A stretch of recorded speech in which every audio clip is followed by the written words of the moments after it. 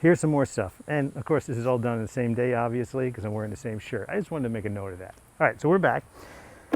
And you know what? After watching all the forest fires in California and Australia and seeing everybody's homes being destroyed and a lot of their personal belongings, I thought, what happens? I got this little box on eBay, and I go, what happens if there was, say, a storage box that was really big or this small that you could put your personal belongings in that would be protected if you knew a fire was coming? Say there was like one of those pods and it was equipped with this.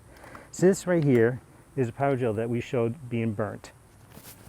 On this side is just latex paint that's mixed with Aerogel. And then on the inside, this right here is that thermal wrap I was talking about. So this thermal wrap is not going to be anywhere near the fire, but what it is doing is the heat that does transfer into here, this will be blocking it, so you wouldn't feel that much heat in here. Now, I'm not saying to be in this box, but a lot of your belongings that you don't want to have up to over, 500-degree heat, you want them protected in here. So,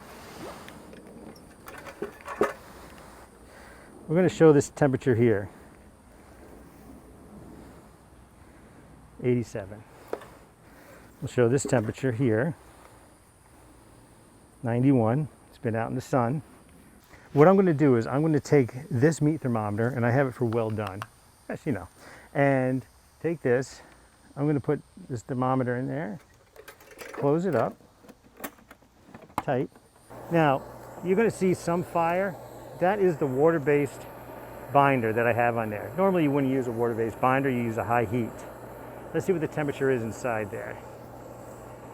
Still says 84 degrees. Temperature out here is above 500 degrees. It's above 500 degrees. It's still 85 degrees inside. We'll move this so I don't burn the table. Still showing 85 degrees inside. Red hot. Smoldering. It's showing 86 degrees on that meat thermometer. Let's open this up. Oop, there's the meat thermometer. And here's the temperature. Now let's see with it open. If the temperature goes up, just so it's in the sun to show that this thermometer is working. Yep, it's going to 89. Oh, now it's up to 90. So opening that up, it's getting hotter because it's in the sun. But when I had that flame on the outside of this box with the thermometer inside and this thermal barrier right here, it was 85 degrees in there. And it held strong for 85 degrees. Now, sure, it could be in a fire for days. It could be in a fire for hours. The thing is, it's giving you a chance. And it's giving all your belongings a chance. And I think if you had pods made with this, this would probably save a lot of property. And this you can buy. Go to buyaerogel.com. I did. Or aerogeltechnologies.com. I had a couple of ice cubes. What happens if you had ice cubes in there? Okay? What happens if you put ice cubes in there pretending that it's an air conditioning unit? Or, since it's a little engineering, what happens if you had a small tank of nitrogen that ran through piping on the inside? So all you got to do is just chill the inside of that, just briefly. Close this up again.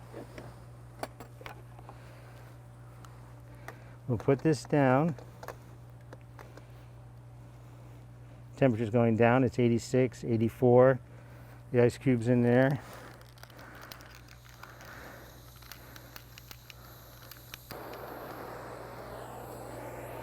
And let's just get this heating up again. And remember, this is also just one side.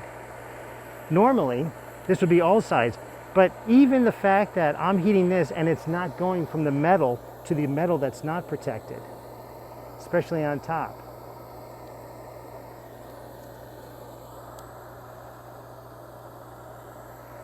Temperature inside, look at that.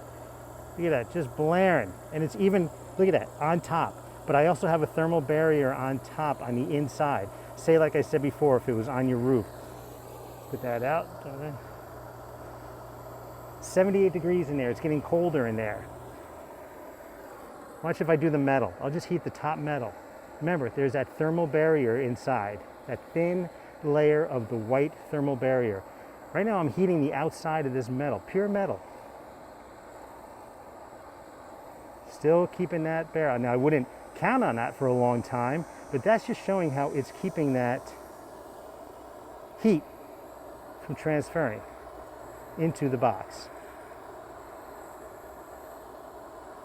Look at that glowing, glowing red on fire.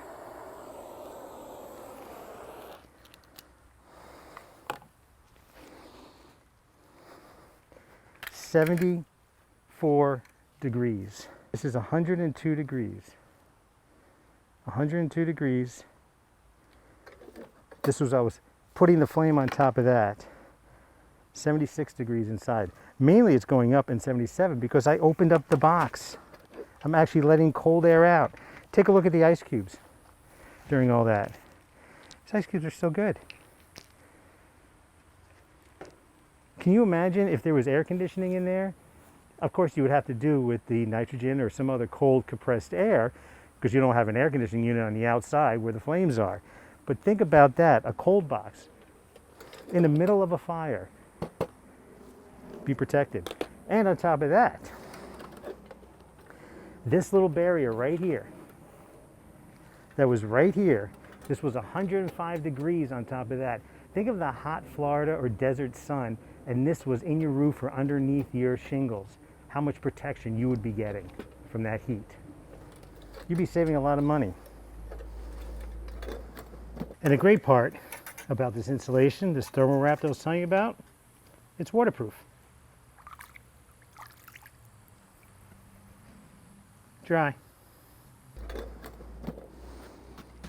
And